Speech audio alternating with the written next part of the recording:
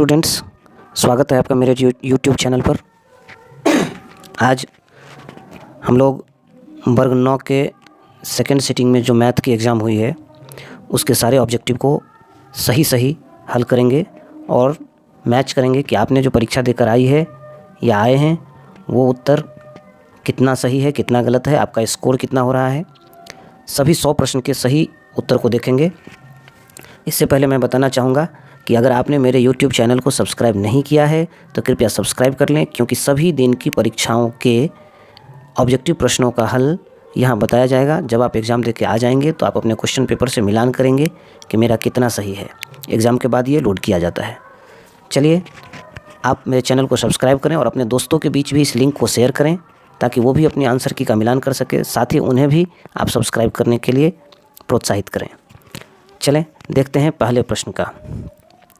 देखिए, हमारा जो पहला प्रश्न है आज नमा के एग्ज़ाम का वो है कि निम्नलिखित में से कौन सी परिमेय संख्या है। तो जो रूट में से नहीं निकलेगा वो तो परिमेय संख्या होगा ही नहीं, वो अपरिमेय हो जाएगा। तो रूट 9 का 3 निकलता है, तो इस तरह से इसका उत्तर बी होता है। चलिए, कैसे बना हुआ है वो सब दिया गया है, बगल में हिंट किया गया है। दूसरा प्रश्न जो है रूट 10 गुना रूट 15 का मान कितना होगा वो निकाला गया है और निकाल करके उत्तर ए दिया गया। तीसरा प्रश्न है, इसका सॉल्यूशन नीचे में किया गया है। आप नीचे में देख लीजिए, ये इसका सॉल्यूशन है और इस तरह से इसका उत्तर आपका 4/√3 ऑप्शन बी सही होगा।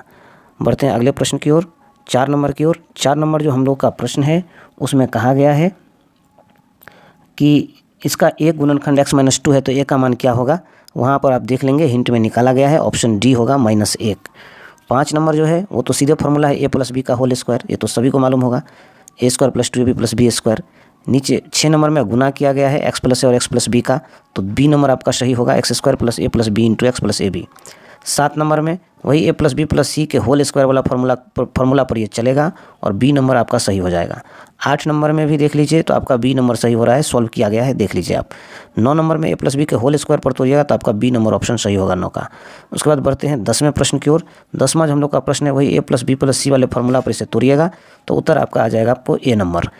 उसके बाद 11 नंबर का दोनों ओर वर्ग कर दीजिएगा तो उसका मान आ जाएगा 14, तो आपका बी ऑप्शन सही हुआ। उसके बाद 12 नंबर का ये सब वैल्यू दिया हुआ है। एक तो फार्मूला होता है a + b + c का होल स्क्वायर बराबर a² + b² + c² + 2 × ab + bc + ca, सबका मान रख दीजिएगा तो आपका जो इसमें आंसर आने वाला है वो आने वाला है 19 और वो है सी में। 13 नंबर में x + a बहुपद इतना का गुणनखंड है तो a का मान निकालना है, वहाँ मैंने हिंट करके निकाल दिया है, उत्तर हो जाएगा 0 ए। 14 नंबर में किसी त्रिभुज के तीनों कोण बराबर हो तो सब 60-60 का होगा, तब 180 पुर जाएगा तीनों, तो इसका सी नंबर उत्तर होगा। बढ़ते हैं 15वें प्रश्न की ओर। 15 नंबर जो आपका प्रश्न है उसको आप पढ़िए और सोल्व किया गया है तो इसका उत्तर हो जाएगा सी नंबर 135। उसके बाद 16 नंबर प्रश्न है, इसको सोल्व किया गया है तो इसका उत्तर आपका बी हो जाता है 80 डिग्री। उसके बाद 17 नंबर प्रश्न को आप पढ़ें और देखिए वहाँ पर बनाया गया है किस तरह से बनाया गया है, इसका उत्तर ए हो जाएगा 80 डिग्री 17 का। 18 का देखिए आप, ये 2 त्रिभुज बनाया गया है, इसमें जो ए सी के बराबर होगा वो हो जाएगा DF, तो आपका सी ऑप्शन जो है इसका सही हो जाएगा। 19 नंबर प्रश्न की ओर चलिए। 19 नंबर है कोण ए बराबर कोण डी हो जाएगा समरूप होने पर। उसके बाद 20 नंबर में बी ऑप्शन हो जाएगा, कोण ई बीच वाला पूछा है, बी का पूछा है तो बीच वाला इसका भी हो जाएगा, ई हो जाएगा। ये देखिए दोनों के पावर में 1/3 है तो दोनों को एक साथ गुना कर देंगे और एक बार होल पावर 1/3 दे देंगे तो 8×56 की पावर 1/3, ऑप्शन बी सही हो जाएगा। बढ़ते हैं अगले प्रश्न की ओर। आप 22 नंबर की ओर बढ़ें तो 22 देख रहे हैं, किसी भी चीज़ के पावर में 0 भी दे दे, हमारे माथा पर भी 0 दे दे, आपके माथा पर भी 0 दे दे तो वैल्यू 1 हो जाता है। तो 3 के माथा पर 0 दिया, 5 के माथा पर 0 दिया तो ऊपर में 1 जोड़ 1 हुआ, नीचा में 7 के माथा पर 0 है तो भी 1 हुआ, ऊपर में 2 नीचा में 1 तो 2/1 बराबर 2, इसका ऑप्शन ए सही हुआ आपका। अब ये जो है इसको देखिए किस तरह से मैंने सोल्व किया है। रूट का मतलब होता है कोना में 2 छुपा रहता है वो बट्टा में रहता है, 7 के पावर -1 हुआ, उसको 1/7 आप लिख सकते हैं और ए हुआ आपका उत्तर। 24 नंबर में देखिए सेम बेस रहे और गुना में रहे तो पावर को जोड़ दीजिएगा, एक ही बेस 17 लिखाएगा, ऊपर में दोनों पावर जुट जाएगा, 2 और 5 जुड़ जाएगा तो 17 के पावर 7 हो जाएगा आपका उत्तर, ऑप्शन बी। उसके बाद 25 नंबर पर देखिए तो दोनों पावर का गुना हो जाएगा, 5 के पावर 3 दूना 6, ये हो जाएगा। बढ़िए आगे 26 में देखिए दोनों 7 है तो पावर जुड़ जाएगा, एक को 7 पर 5 + 3 हो जाएगा तो 7 के पावर 8 हो जाएगा, बी नंबर। उसके बाद देखिए आप सेम बेस रहे, अब भाग में रहे तो एक वो बेस पर पावर घट जाएगा तो 6 - 4 हो जाएगा तो 10 के पावर 2 बचेगा, वो है ऑप्शन सी में। आगे है आपको इसका गुना हो जाएगा, 4 दूना 8 हो जाएगा, 3 के पावर 8 हो जाएगा। अगला है सेम पावर है तो एक ही अंदर में लिख देना है, एक को पावर देना है तो 2 × 3 के पावर 3 हो जाएगा, 2 × 6 के पावर 3, वो ऑप्शन बी हो जाएगा। बढ़िए आगे। अभी हम बता नहीं रहे हैं पूरा डिटेल, सिर्फ आप आंसर मैच कर लीजिए, क्योंकि कल भी तो आपकी एग्जाम है ना, कल तैयारी करनी है। चलिए कल की तैयारी करनी है तो यहाँ 1 गुने 1 बराबर 1 हो जाएगा, उत्तर बी हो जाएगा इसका। इसका किसी भी चीज़ को 0 से गुना करेंगे तो 0 तो अपने हीरो होता है, सबको बना दिया 0। यहाँ 1 गुने 1 बटा 1 हो गया तो उत्तर तो 1 हुआ, इसका सी हो गया। यहाँ आपको 1 भागा 1 हुआ तो 1 हुआ उत्तर। अगला आप बढ़ जाइए 34 नंबर हिसाब की ओर। तो आपका 34 हिसाब देखिए 1 में से 1 गया, 0 हुआ उत्तर। पहले ही बता चुके किसी चीज़ के पावर में 0 दीजिएगा तो वैल्यू 1 हो जाएगा। तो यहाँ पर 1 घटे 1 हो गया। उसके बाद अगला देखिए 1 जोड़े 1 घटे 1 तो 2 में से 1 गया, 1 बचा, बी नंबर हुआ उत्तर। अगला देखिए 5 के पावर 1 के वो बेस पर दोनों पावर को जोड़ दीजिएगा तो 5 बचेगा उत्तर। उसके बाद आपको इसमें भी घटा दीजिएगा पावर, क्योंकि ये भाग में है, तो इसका जो उत्तर हो जाता है 7 के पावर 1/2। उसके बाद बढ़ते हैं अगले प्रश्न की ओर। हमारा 38 नंबर प्रश्न जो है, इसको देखिए आप सोल्व करने पर, मैंने वहाँ सोल्व किया है, आप देख लीजिए, सी नंबर उत्तर होगा 221 का पावर 1/5। 39 नंबर जो प्रश्न है इसको आप गौर से देखिए तो ये हो जाएगा आपको देख रहे हैं 3 के पावर -8 हो जाएगा, क्योंकि नीचे में 8 हो गया, ऊपर गया तो 3 के पावर -8 हो गया। उसके बाद देख लीजिए आप अगला प्रश्न, इसको सोल्व करने पर पावर घटाइएगा ऊपर ले जा करके तो 10 के पावर 2 आएगा उत्तर, और ऑप्शन सी सही होगा। अगले प्रश्न की ओर बढ़िए 41 नंबर पर। 41 को मैंने सोल्व किया है। तो कौन सा बहुपद है तो जिसमें x का पावर नॉन निगेटिव इंटीजर हो, न तो माइनस में हो और न ही बट्टा फट्टा में हो, पूर्णांक होनी चाहिए, तो वो सी नंबर आपका उत्तर हो रहा है इसका। उसके बाद ये जो 42 नंबर प्रश्न है, शून्य बहुपद का शून्य कोई भी प्राकृतिक संख्या हो सकती है। तो यहाँ पर एक प्राकृतिक संख्या 1 दी हुई है, इसलिए इसका बी उत्तर जाएगा। बहुपद पी एक्स का शून्य x का मान निकालना है तो -4/3 होगा और सी उत्तर होगा आपका। √2 का घात, देखिए √2 में x के √2 गुने 1 लिख सकते हैं और 1 को x के पावर 0 लिख सकते हैं, और x का जो पावर होता है वही घात होता है, तो यहाँ पर घात हो गया इसका 0। आगे बढ़ते हैं हम लोग अगले प्रश्न की ओर। तो ये प्रश्न देख लीजिए, थोड़ा सा उल्टा है, मैं इसको सेट कर देता हूँ, देखिए ज़रा गौर से। इसमें 43 में जो है आपका पी एक्स बराबर इतना, तो पी एक्स और पी माइनस एक्स, इसको सोल्व करके मैंने दिखाया है, और इस तरह से आपका उत्तर -14 आ रहा है इसमें। 46 का उत्तर जो है 3xyz आ रहा है। ये फॉर्मूला है, सिर्फ ये फॉर्मूला है, बुक में देखिएगा बीजगणित में ये फॉर्मूला मिल जाएगा। उसके बाद आपको ये सोल्व करने पर a - b² आया है 47 का। बढ़ते हैं अगले प्रश्न की ओर। 48 को देखिए आप गौर से, तो 48 को a + b को होल स्क्वायर पर तोड़ना है, सी नंबर उत्तर होगा आपका। 49 का इसका गुणनखंड निकालना है, हम निकाल के दे दिए हैं, सी नंबर उत्तर होगा। बढ़ते हैं 50 नंबर की ओर। 50 जो हम लोग का क्वेश्चन है, आप देख सकते हैं a + b को होल स्क्वायर पर तोड़ेंगे कितना होगा, तो बी नंबर आएगा उत्तर तोड़ने के बाद। 51 नंबर देखिए, 51 नंबर है y बराबर 6 का आलेख क्या होगा, तो सिर्फ y का मान है 6, तो ये जो है x अक्ष के समांतर चलेगा और मूल बिंदु से 6 मात्रक की दूरी पर होगा, तो सी उत्तर होगा इसका। उसके बाद 54 में है आपको 52 में, निम्नलिखित में से कौन सी अभाज्य संख्या है, 3 है इसमें अभाज्य संख्या जो किसी से नहीं कटता है।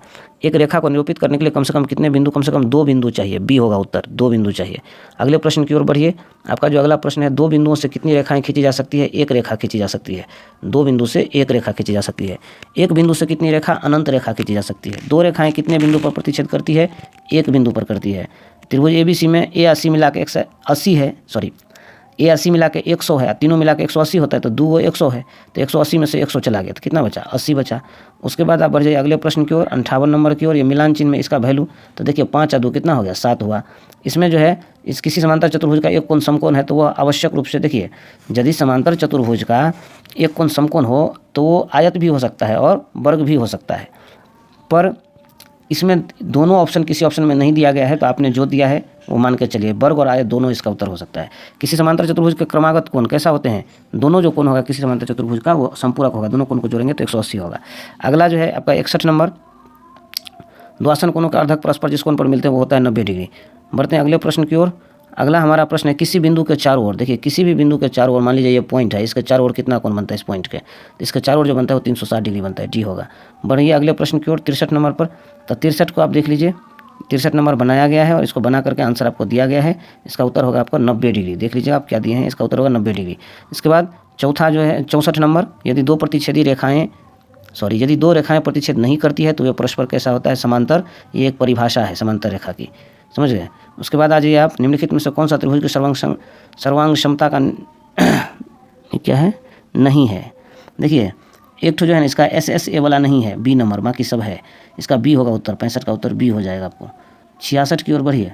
66 में एक त्रिभुज में कोण A कोण B दिया हुआ है, तो सबसे बड़ी भुजा होगी, सबसे बड़ा कोण के सामने का भुजा सबसे बड़ा होगा, तो इसमें AC सबसे बड़ा होगा। आगे बढ़िए, त्रिभुज ABC में कोण A इसमें पूछ रहा है, तो मैंने निकाला है वो होगा 50 डिग्री। उसके बाद आपको 68 में देखिए XYZ और PQR सर्वांगसम है, तो कौन सा सत्य नहीं है, ए नंबर सत्य नहीं है, बाकी सब सत्य है। इसके बाद देख लीजिए 69 नंबर भी इसी तरह का है, तो उसमें आपका ए नंबर ऑप्शन सही होगा। 70 नंबर देखिए, 70 में आंसर निकालने के बाद आपका बी होगा सबसे बड़ा कोण 120 डिग्री।